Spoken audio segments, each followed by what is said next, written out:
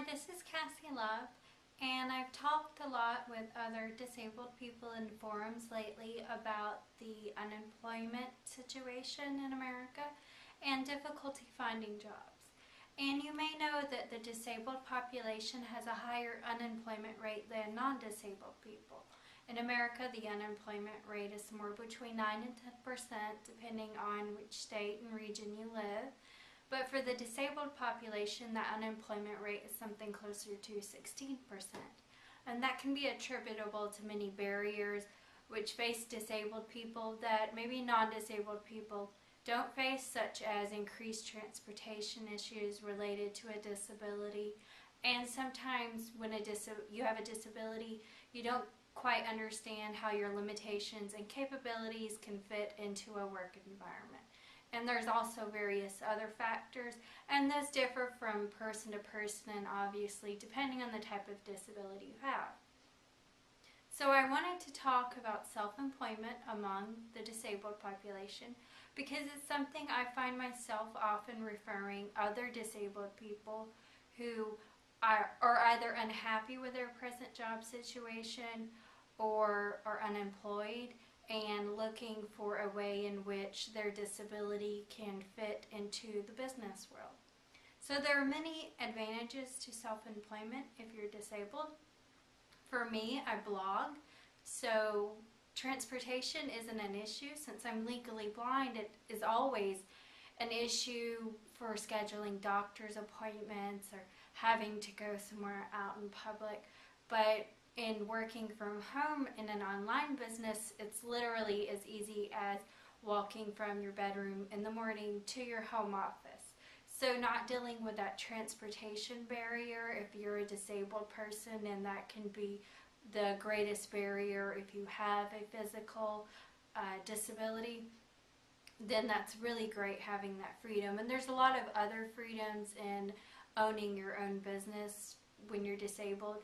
The flexibility in scheduling, which can be great if you have a lot of doctor's appointments, and also the ability to control the assistive technology you'll need, how that's implemented and managed in the work environment, the ordering of it, controlling it, and just the comfort and reassurance of knowing that if you need a limitation accommodation like assistive technology, you're the one who would be in control of approving it and seeing what's reasonable and necessary. So there's a lot of great freedoms in being self-employed and controlling your financial situation and the business environment. It definitely can give you that sense of freedom and independence that you're looking for. So hence, I'm a big promoter of self-employment for the disabled.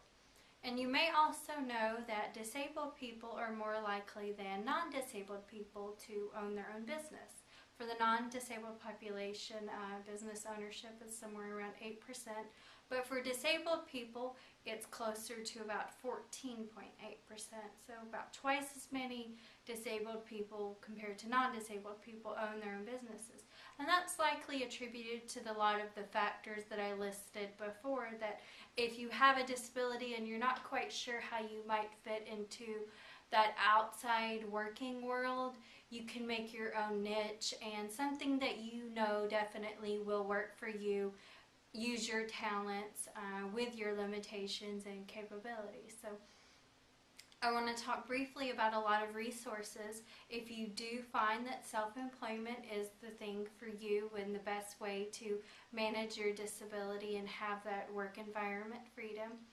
The Office of Disability Employment through the Department of Labor is a great resource, and if you go to disability.gov, you can find a link to the Audit Office of Disability Employment site, and through there you can also link to the Social Security Administration, which is ssa.gov, and you can find out about the PASS program and the Ticket to Work program.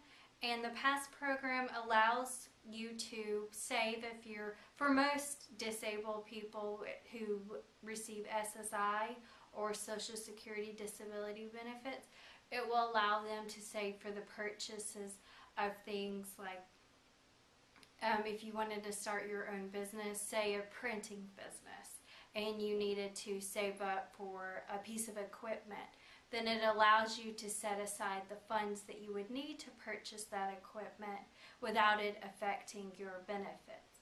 And even if you didn't want to be self-employed, you could still use that program to save for, say you needed a specific wheelchair to work better in an existing job or a job you want with another employer.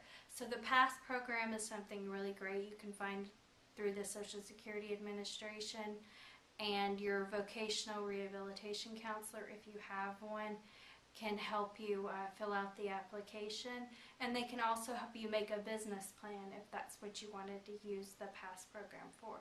You can also find out about the Ticket to Work program, which will allow you to work with a vocational rehab, the VR services, and receiving employment training and equipment.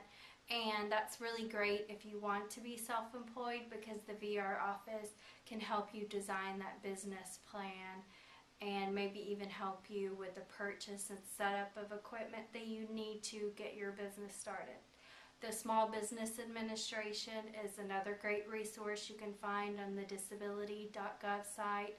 And if you just go on the disability.gov site, there's a link right on the home page that says Start a Small Business.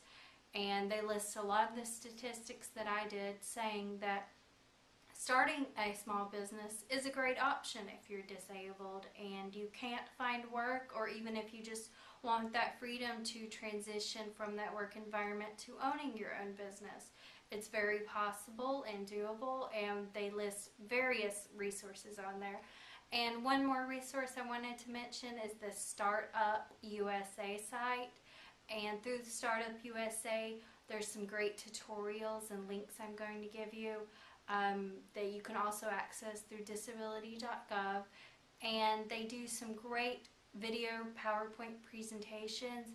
And one is on teaching you about the PASS program and how you can use it to start your own small business. And it teaches you also what a small business administration loan is, how you can fill out that paperwork, and what the SBA, Small Business Administration, is looking for when they give you a loan.